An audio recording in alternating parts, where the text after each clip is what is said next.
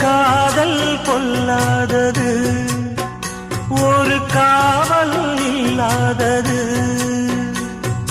ஊதக்காத்தில் வஞ்சி மாது ஒத்தையிலே வாடும்போது போர்வை போல பொத்தி அணைப்பே.